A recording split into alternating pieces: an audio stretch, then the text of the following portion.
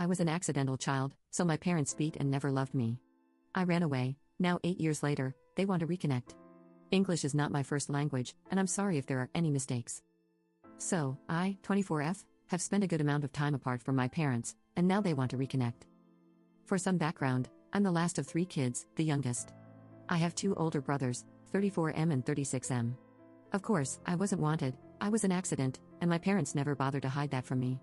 They didn't care about me at all.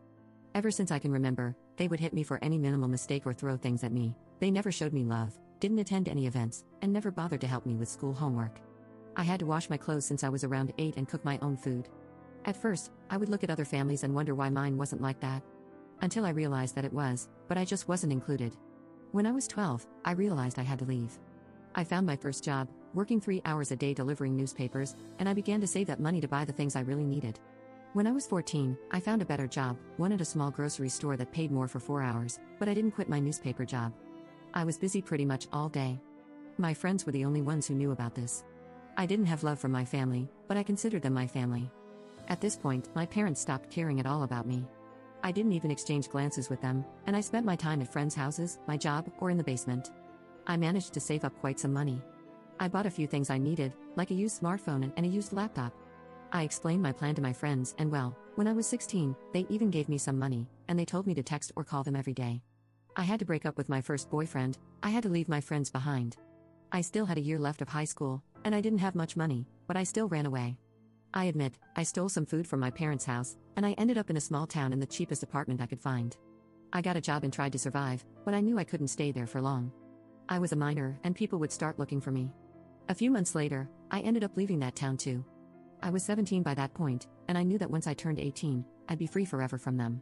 Same thing, I arrived in another town, got another job, and once I turned 18, I decided to finish high school. Things were really hard, but I managed to make some new friends, get a new boyfriend, who I'll call Dean, and have a better life than I ever had. Eventually, I chose to buy a small apartment with my savings. I enrolled in a community college, studied a short career, got a good job, and stayed in the town. Maybe I could have done better if I had a better family, but I don't, and I'm still happy with the things I've achieved. Dean and I got married, and now we both have good paying jobs, and we're saving up for the future, as we want to have our own restaurant. He's a chef, and even though I'm not, I did work as a waitress for a while and know how things work in a restaurant. With all that long context, I had been receiving calls from unknown numbers for a couple of weeks. Calls I've been rejecting and not paying much attention to. However, since I finally realized they were from the same number, I chose to pick up.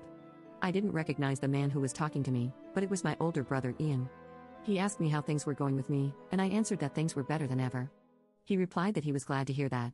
He then began to explain how my parents wanted to reconnect, and they wanted to hear from me. I refused completely. I told him that they were garbage to me, and when he kept insisting, I hung up. They have been insisting for months. I blocked multiple phone numbers, Instagram accounts, Twitter accounts, and emails. But it's just not enough, they keep insisting. I put my accounts on private, but the phone calls kept coming. I ended up changing my number, and I haven't received anything since then. But my friends from home are now telling me that they're bombarding their phones with calls and texts. I know this could be over if I agree to have a meeting with them, but I just don't want to. It's a closed stage of my life. Update 1. Well, a lot happened a week after I posted here. I ended up calling my older brother, Ian, and I agreed to a meeting with him at a restaurant in my town. I went with my husband, Dean, and my best friend, Anna. To my surprise, he didn't bring the parents. We talked, and he asked why I didn't want to meet my parents. After he insisted, I ended up confessing everything. He apologized for not being able to do anything about it since he was away and didn't think my parents would do something like that. I told him it wasn't his fault and asked why my parents suddenly wanted to meet with me. He responded that he talked with them, and they just said that they wanted their baby girl back. I don't remember a single time when they didn't call me something like a little brat, and they didn't understand why I didn't talk to them. I told him that that can't be true, and he ended up telling me he'd try to find out the real reason. Just a day later, Ian called and explained the real reason. After insisting, he managed to get the truth from them. They were in a hard spot financially, and they needed a lot of money. I don't know why, but they believed that I would give it to them. Ian told me he was really offended by this, and he said he would be cutting them off for good because now he's seeing who they really are. He asked me for us to keep in contact, and I agreed. I chose to unblock my parents to send them a voicemail. I basically laughed at them for believing that I would give them money. I told them how awful parents they were, and I sent them an ironic good luck with their debts and their lives. I advised them not to mess things up with the only kid they have left, and that they will probably grow old alone and everyone will find out how awful they are. I blocked them again, and all I know is that they listened to it, and they were really angry.